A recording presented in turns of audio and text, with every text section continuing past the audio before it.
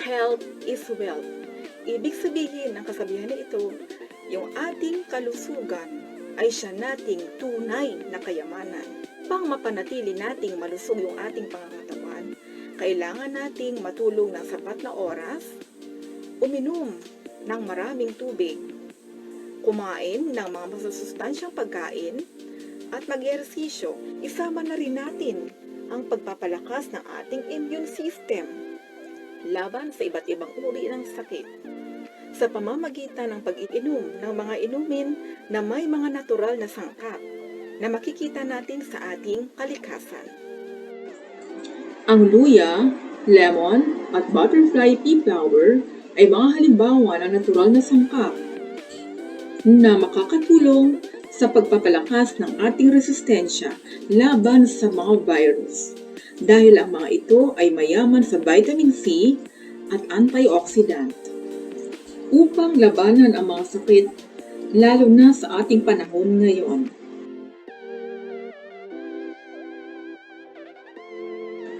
Alam niyo ba na ang lemon ay mayaman sa vitamin C na nagpapalakas ng ating immune system at nakakatulong sa pagpapalabas ng mga toxins sa katawan?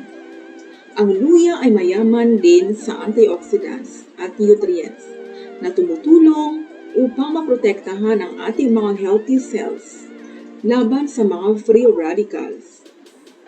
Samantala, ang butterfly pea flower ay masagana din sa antioxidants at tumutulong ito sa pagbabawas ng stress ng isang tao. Ito ay mainam din sa pagpapaganda ng ating balat at buhok. Tara, samahan niyo ako sa paggawa ng all-natural immunity. Sa paggawa ng immunity, ang mga sangkap ay lemon, luya, at butterfly pea flower. Kailangan muna hugasan ang mga sangkap at air dry. Pagkatapos, hiwain ito ng maninipis at maliliit upang madali itong matuyo sa loob ng oven.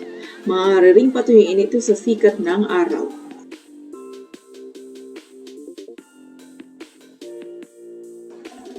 Una munang hiwain ang luya ng maninipis.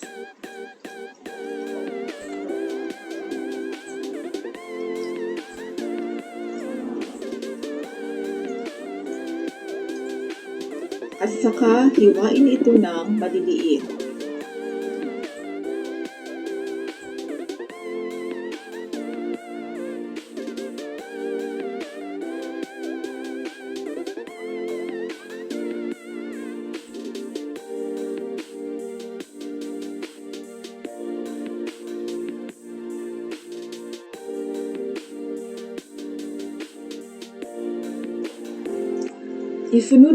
Isunod na hiwain ang lemon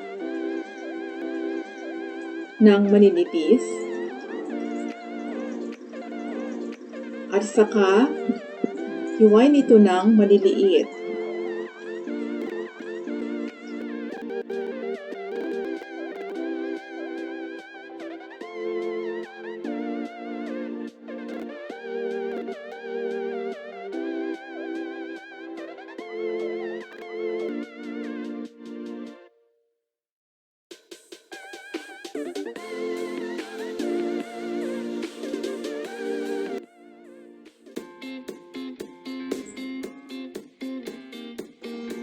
Lagyan ng foil paper ang oven rack at ilatag ang mga nahiwang luya at lemon.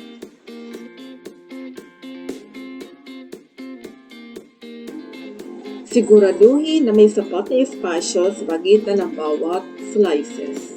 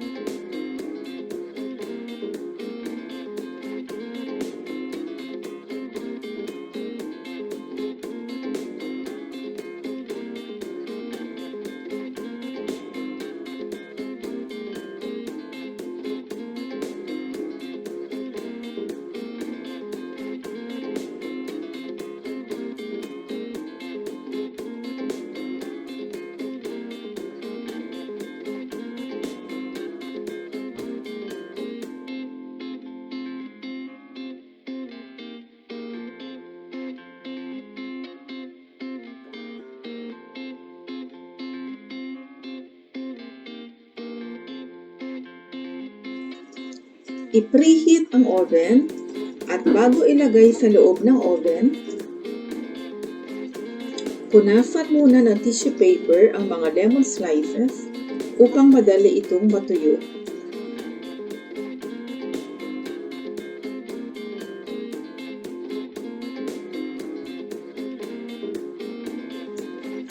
Paalaala, gumamit lamang ng mahinang temperatura sa oven sa pagpapatuyo ng mga luya at lemon slices. Nasa 100 hanggang 150 degrees Fahrenheit upang maiwasan ang pagkasunog ng mga sangkap.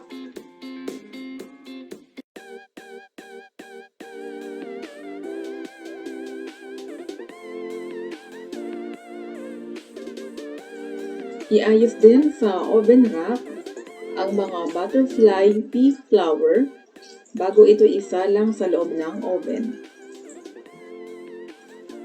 Paalaala, mas mabilis na matuyo ang butterfly pea flour kaya maigi na bantayan ito.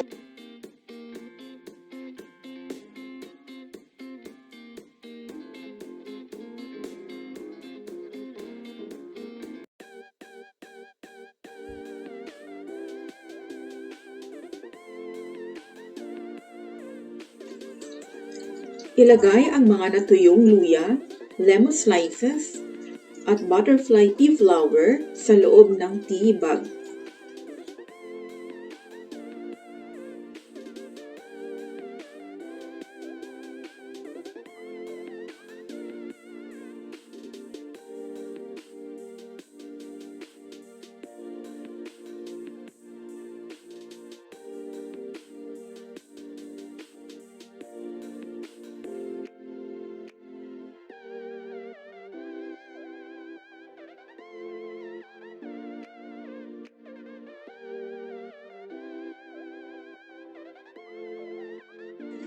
Saka itali ang string upang maisara ang tea bag.